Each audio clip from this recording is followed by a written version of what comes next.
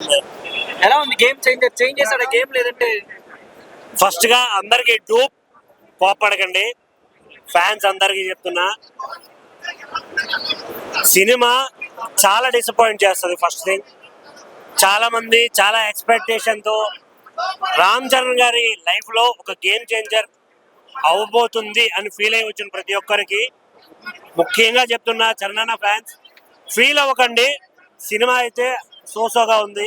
Because of story కావచ్చు, అక్కడక్కడ కొన్ని ఫాస్ట్ ఫార్వర్డ్ సీన్స్ కావచ్చు, ఆ బీజిఎంస్ కావచ్చు, కొన్ని సాంగ్స్ కావచ్చు, కానీ చరణ్ యాక్టింగ్ వేరే లెవెల్ అనిపిస్తుంది.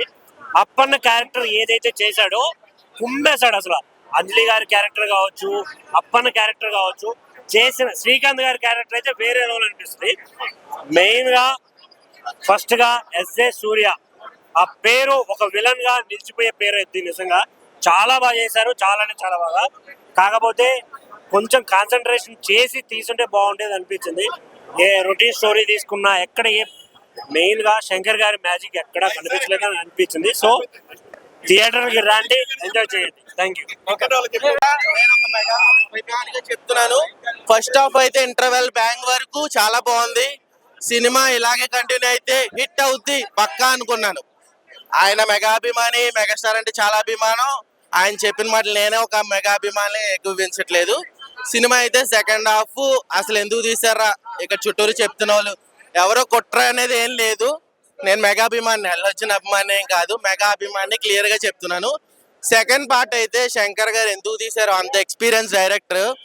సినిమా సెకండ్ పార్ట్ అయితే కంటెంట్ లేదు. సెకండ్ థింగ్, గేమ్ చేంజర్ లో మొత్తం సాంగ్స్ లో హైరానా సాంగ్ హైలైట్. ఆ సాంగ్ లేదు సినిమాలో, లేదు. మళ్ళీ ఇప్పుడు ఏం చేస్తారంటే దాని 10 రోజుల తర్వాత యాడ్ చేస్తారు కలెక్షన్ పెంచుకుంటాకి. ఇది కరెక్ట్ కాదు. అందరూ ఇదే చేస్తున్నారు. మళ్ళీ రీసెంట్ గా ట్రెండ్ ఒకటి అయిపోయింది, పార్ట్ 1 తీస్తున్నారు, హిట్ అయితే దాన్ని పార్ట్ 2 చేస్తున్నారు. అలాగే ఈ సినిమాలో హైలైట్స్ ఏంటంటే రామ్ చరణ్ గారి యాక్టింగ్ ఎక్కడ పేరు పెడతానికి లేదు. బట్ గవర్నమెంట్ వ్యవస్థను అనేది చిన్న ఇప్పుడే గేమ్ చేంజర్ చూసుకొని వస్తున్నా అన్న. అసలు చాలా బ్యూటిఫుల్ అంటే బ్యూటిఫుల్ ఉంది సినిమా. హై ఫీస్ట్ తీసారు మూవీ యూనివర్స్ వస్తుందిలే పక్కా 100%. సినిమా మాత్రం సినిమా దగ్గరకు వస్తే మాత్రం 100% mass commercial movie with social message అన్న. చాలా చిన్న మెసేజ్ కానీ అందరూ గట్టిగా తీసుకోవాల్సిన మెసేజ్ అది, ఎస్పెషల్లీ యూత్. ఎందుకు అంటే ఎలక్షన్స్ మీద ఓటు వేయని ప్రతి ఒక్కరు వచ్చి సినిమా చూడండి, తర్వాత నెక్స్ట్ టైం ఎలక్షన్స్ లో ఓటు వేయండి. ఎందుకు అంటే ఓటు వేయని వాళ్ళకి దేశం కూడా ఏం చేయకూడదు. బేసిక్ గా అలాంటి రూల్ ఒకటి నిజంగానే రావాలి, అదే మెసేజ్ బేసిక్ గా, అంతకుమించి ఏం లేదు. అలాంటిది మంచి మాస్ ఎలిమెంట్స్ తో, మంచి ట్రూ లైఫ్ ఇన్సిడెంట్స్ తో, మంచి రిఫరెన్సెస్ తో సినిమా తీశారు. ఎస్పెషల్లీ ఈ ట్రూ లైఫ్ రిఫరెన్సెస్ ఏదైతే అంటున్నానో ఆంధ్ర వాళ్ళు బాగా కనెక్ట్ అవుతారు. ఆంధ్ర వాళ్ళు కానీ ఆంధ్ర ఎలక్షన్స్ కానీ బాగా కనెక్ట్ అవుతాయి. సీజ్ ద షిప్ ఎస్పెషల్లీ అది బాగా కనెక్ట్ అన్న. ఒక్క రిఫరెన్స్ కూడా వదలలేదు అన్న, ఒక్క రిఫరెన్స్ కూడా వదలలే. ఏపీ ఎలక్షన్స్ గురించి ఒక్క రిఫరెన్స్ వదలలే. మీరు చూడండి, సీజ్ ద షిప్ మళ్ళా ఫేమస్ అవుతుంది సినిమాతో. అయితే రామ్ చరణ్ దగ్గరకు వస్తే చాలా ఫ్రెష్ గా కనిపిస్తున్నారు. ఇంతకు ముందు ఉన్న సినిమాలతో పోలిస్తే చాలా ఫ్రెష్ గా మంచి ఎనర్జీతో కనిపించారు. ఆయన కియారా గారితో ఉన్న కెమిస్ట్రీ కూడా చాలా బాగుండింది. 3 సాంగ్స్ అన్న హై ఫీస్ట్ అంతే.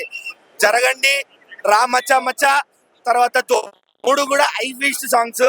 ఇంకా ఎక్కడైతే ఎలివేషన్స్ కావాలో ఎలివేషన్స్ కి తగ్గట్టు రామ్ చరణ్ గారి యాక్టింగ్ కూడా చాలా బాగుండింది. ఓవరాల్ గా మూవీ మాత్రం 100% సంక్రాంతి బ్లాక్ బస్టర్.